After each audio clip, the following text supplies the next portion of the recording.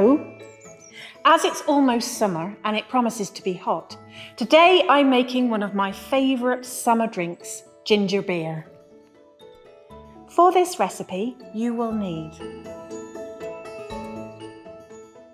water,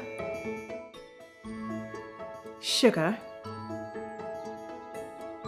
lemon zest, ginger, yeast, and bread. I'm preparing my lemon zest very carefully. I'm just cutting off the peel, as I don't want any of the pith, the white, because that can be very bitter.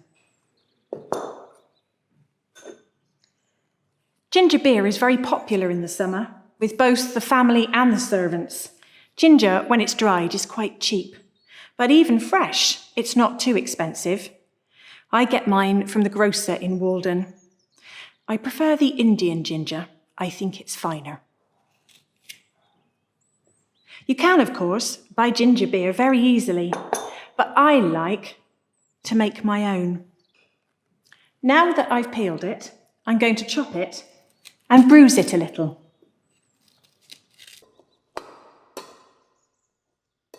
I like ginger beer recipes. I collect them. I already have 3 in my recipe book.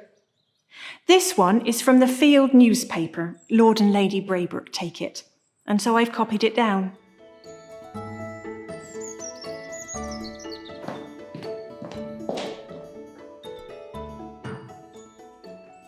The preparation is nice and simple. I'm going to melt some sugar in boiling water.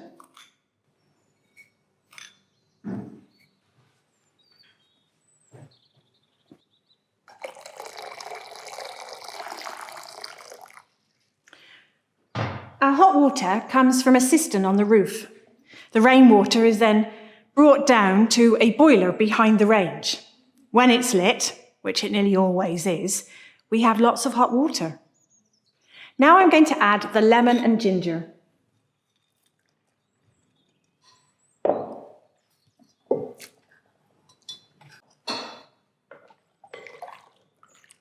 For drinking water, we have standing pipes that provide nice fresh water. Although when we're in London at the townhouse, I'm a little more careful.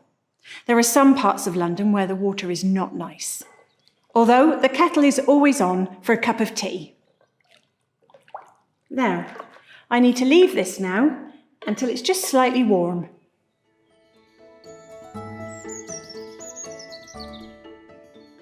Next, I'm going to add the yeast. They used to brew beer here at Audley End House, but that stopped quite a few years ago. Now we have to buy the yeast in from local breweries, or we can buy the German yeast that comes in compressed blocks. You can buy yeast in a powder. However you use it, you must make a paste. I'm now going to take this piece of toast that's still warm from the fire and spread it with the yeast. This will add more flavour and help the yeast work. I'm going to cover it and put it by the fire for about 2 days.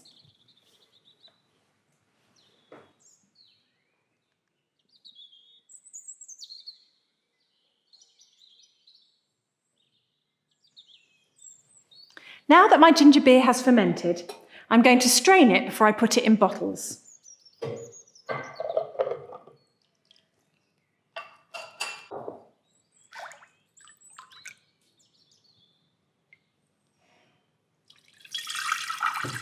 It's important to strain it through a butter muslin or a very fine cloth. Otherwise, it might still continue to ferment in the bottles, and then it could blow their tops off.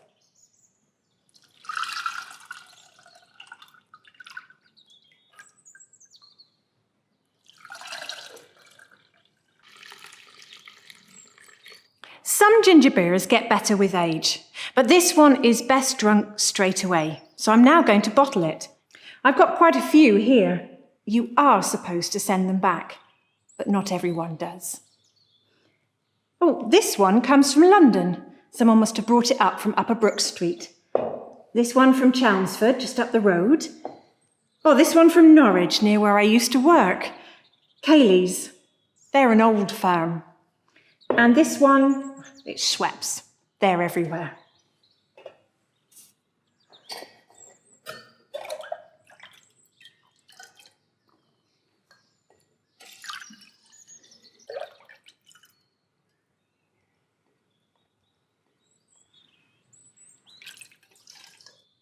This isn't very strong at the moment, but it will get stronger the longer you keep it, as Mr. Lincoln found out when he found a bottle at the back of the cupboard that must have been over a year old, and then later his footman asleep under a tree.